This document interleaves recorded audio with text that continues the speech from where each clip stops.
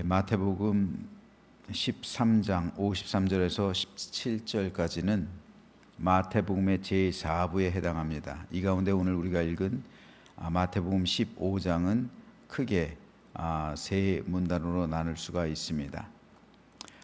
먼저 20절까지는 장로들의 유전에 관한 예수님과 유대 종교 지도자들 간의 논쟁에 대해서, 21절에서 31절은 가나안 여인의 믿음과 그 딸의 치유 및 데가볼리 지역에서의 각종 병자 치유를, 마지막으로 39절까지 칠병이어의 이적 및 마가단 지역으로의 이동에 대해서 기록하고 있습니다.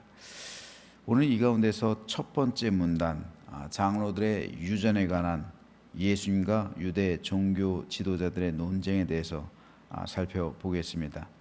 우선 1절에 보면 바리새인과 서기관들이 예루살렘으로부터 예수님께 나왔다라는 기록이 있습니다. 이들은 산헤드린 공의회에서 예수님의 허물을 책잡기 위해서 파송된 사람들이었습니다. 이들은 예수님이 어떻게 계명을 어기고 있는지 증거를 수집해서 산헤드린에 보고하기로 되어 있었습니다. 그리고 그 증거를 가지고 예수님을 붙잡은 후에 산헤드린에서 재판받게 하려는 것이 목적이었습니다. 그들은 예수님께로 오자마자 책 잡을 일을 발견합니다. 그것이 2절에 기록되어 있습니다. 새 번역 성경으로 읽어보겠습니다. 당신의 제자들은 어찌하여 장로들의 전통을 어기는 것입니까? 그들은 빵을 먹을 때 손을 씻지 않습니다. 산헤드린으로부터 파송된 바리새인들과 서기관들은 제자들이 장로들의 전통을 어기고 있다고 고발합니다. 장로들의 전통이란 한마디로 조상들로부터 대대로 전해져 내려오는 전통이나 관습을 말합니다. 그런데 이미 유대인에게는 모세가 전해준 율법이 있었습니다. 이것을 오늘 본문 3절에서 예수님은 하나님의 계명이라고 말씀합니다. 하지만 장로들의 전통은 이 율법을 현실에 맞게 재해석해 놓은 겁니다. 예컨대 미슈나 그리고 탈무드 같은 것들이 모두 다 장로들의 전통에 해당합니다. 오늘 본문에서 바리새인들과 서기관들이 책 잡고 있는 것, 제자들이 손을 씻지 않고 떡을 먹는 것, 이것은 사실 하나님의 계명, 율법에는 들어있지 않은 겁니다. 모세가 전해준 율법에는 없어요. 이것은 레위기 5장 2절 말씀을 생활 속에서 재해석해 놓은 문제였습니다. 만일 누구든지 부정한 것들, 곧 부정한 들짐승의 사체나 부정한 가축의 사체나 부정한 곤충의 사체를 만졌으면 부지중이라고 할지라도 그 몸이 더러워져서 허물이 있을 것이요. 유대인들은 이 말씀을 근거로 자기도 모르는 사이에 밖에서 더럽혀졌을까 봐 밖에서 돌아왔을 땐 반드시 발을 씻고 손을 씻은 후 음식을 먹으라는 전통, 이것을 남겨준 거예요. 즉 미드라시 혹은 탈무드, 이러한 전통을 그런 책들을 통해서, 그런 유전을 통해서 남겨 놓아 준 겁니다. 이것이 바로 장로들의 전통이에요. 하지만 이 전통은 우리가 생각하고 있는 것처럼 청결을 위한 게 아니에요. 이 전통은 정결을 위한 겁니다. 청결과 정결은 달라요. 청결은 위생에 가는 거예요.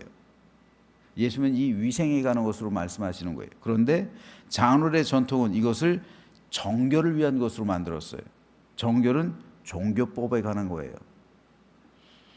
유대인들은 정결한 사람만이 하나님 앞에 나아가고 성전 안에 들어갈 수 있는 자격을 주었습니다. 그런데 제자들은 손을 씻지 않은 채 떡을 먹었죠. 즉 그들의 전통대로라면 제자들은 하나님 앞에 나아갈 수가 없는 거예요. 더러운 것으로 손을 먹었다고 하나님 앞에 못 나가는 겁니다. 더러운 손으로 음식을 먹는 게 좋은 건 아니죠. 하지만 이건 청결에 관한 것이지, 더러운 손으로 음식을 먹었다고 율법을 위반하는 건 아니잖아요. 이게 하나님의 성전에 나갈 수 없는 그런 결격 사유에 해당하는 건 아니잖아요. 하지만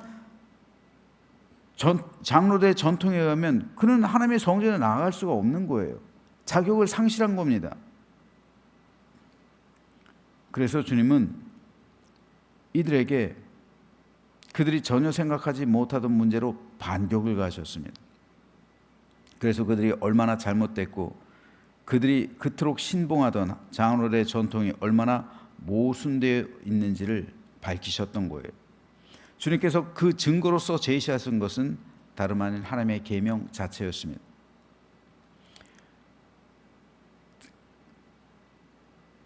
하나님의 계명과 장로들의 계명이 충돌할 땐 당연히 하나님의 계명이 우선해야죠. 왜요? 하나님의 계명을 재해석해 놓은 것이 생활에 맞게 적용한 것이 장로들의 전통이니까요.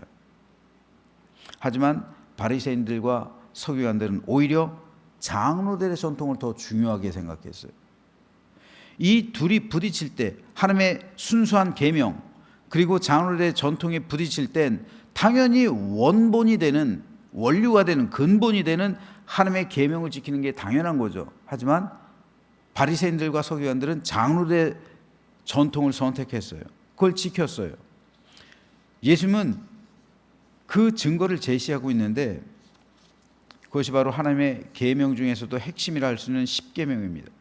누가 감히 이 십계명을 어기겠습니까? 모세가 시내산에서 하나님으로부터 직접 받은 절대 계명이 이 십계명이에요. 주님은 특히 그 가운데서 5계명을 제시합니다.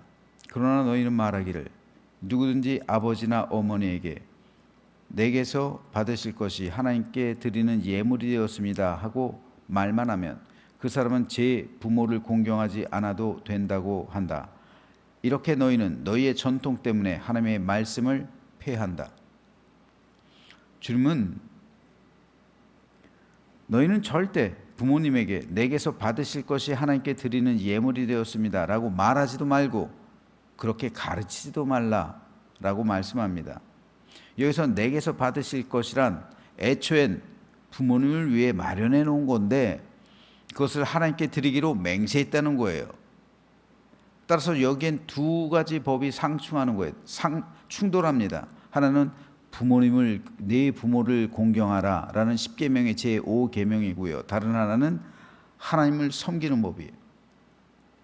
장로들이 제정해 놓은 법이에요. 그러면 부모를 공경하라는 법과 장로들이 유전으로 남겨놓은 하나님을 섬기는 법 중 어느 것이 더 큽니까? 장로들은 그 경우에 하나님을 섬기는 법이 더 중요하고 큰 법이라고 가르칩니다.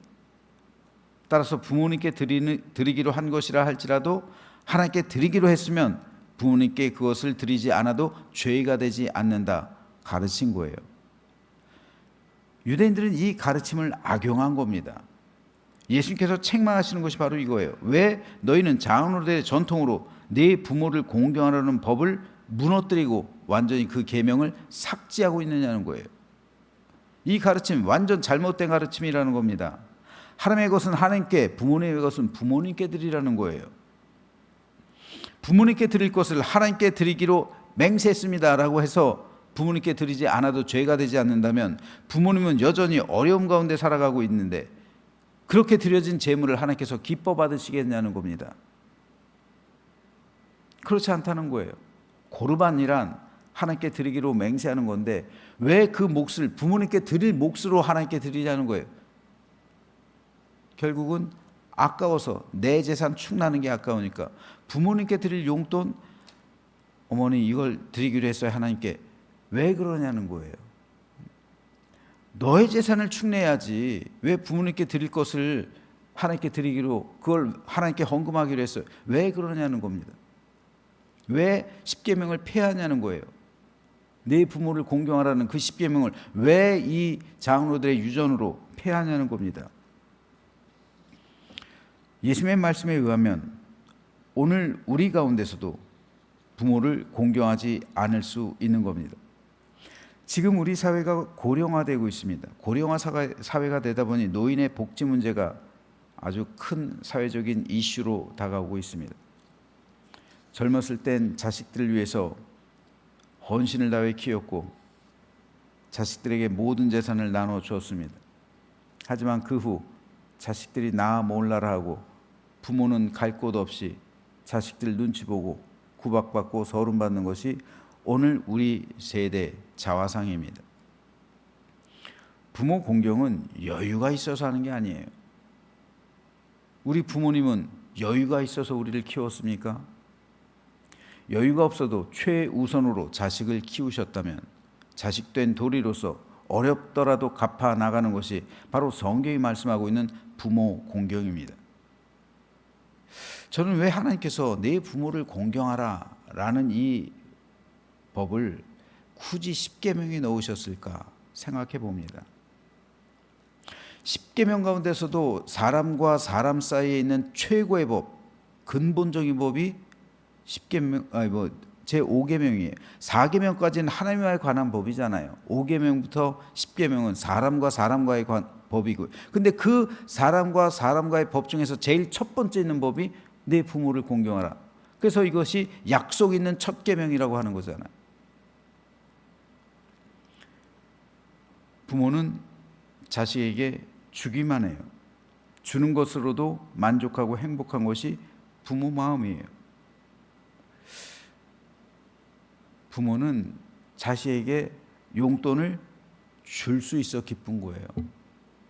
용돈을 줄 때 자식이 기뻐하는 것으로 즐거운 거예요. 이게 부모 마음이에요. 못 줘서 안달이죠. 못 주니까 부모로서 자책하고 왜 얘가 내 밑에서 태어났나 그렇게 자책하는 게 부모의 마음이에요.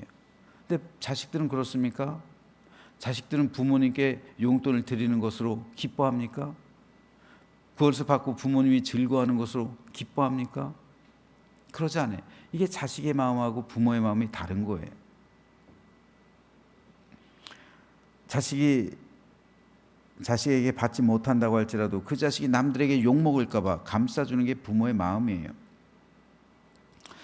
그런데 십계명에는 물론이고 하나님께서 모세에게 말씀하신 613가지의 계명 중 어디를 봐도 자식을 사랑하는 계명은 없어요. 왜요? 자식은 사랑하지 말라고 해도 본성적으로 끔찍하게 사랑합니다. 자식이 우상이 될 정도로 사랑하는 사람이 많아요.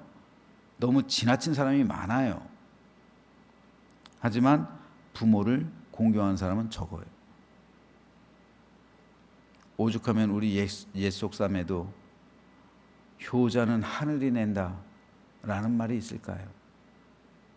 그만큼 부모 공경은 예나 지금이나 쉽지 않습니다. 하지만 그리스도인은 세상 어떤 사람보다 부모를 공경하는 사람이 되어야 합니다. 왜냐하면 그것은 실상 나를 향한 하나님의 축복이 되기 때문에 그래요. 나를 향한 하나님의 축복이에요. 이에 대해 바울은 이렇게 말합니다. 내 아버지와 어머니를 공경하라. 이것은 약속 있는 첫 계명이니 이로써 내가 잘되고 땅에서 장수하리라. 부모를 공경하는 것은 하나님의 약속 있는 첫 번째 계명, 즉 4계명, 1계명에서 4계명까지는 하나님과에 관한 것, 5계명부터 10계명은 인간에 관한 것인데 제5계명은 사람에 관한 첫 번째 계명이에요. 그렇기 때문에 이것을 잘 지키면 하나님께서 반드시 복을 주시겠다는 약속 있는 첫 번째 계명이 됩니다. 그래서 이것을 잘 지키면 내가 잘 될 것이다. 땅에서 장수할 것이다. 라는 하나님의 약속과 축복을 얻게 되는 겁니다. 오늘 본문에서 주님이 강조하고 있는 것이 바로 이 말씀입니다. 그러므로 그리스도인은 부모를 공경하는데 온전히 섬기게 된다면 약속 있는 첫 계명을 따라서 하나님의 이 약속의 말씀을 따라서 땅에서 잘 되고 장수하는, 즉 이 땅에서 형통한 축복을 하나님께서 허락해 주시는 거예요. 그렇다면 오늘 우리의 가정은 어떻습니까? 저는 우리 교회에 속한 모든 가정이 부모님을 공경하게 되기를 소망합니다. 그래서 내가 잘 되고 땅에서 장수하리라는 약속 있는 첫 번째 축복을 받아 누리게 되길 소망합니다. 그럴 때 감사와 행복과 기쁨 넘치는 삶이 우리 삶 가운데, 우리 가정 가운데 저와 여러분의 모든 자손들이 온전히 누리게 될 겁니다. 그래서 하나님의 놀라신 은총과 사랑을 받아서 하나님의 뜻 가운데 살아가는 아름답고 복된 믿음의 백성들 되시기를 주님의 이름으로 축원합니다.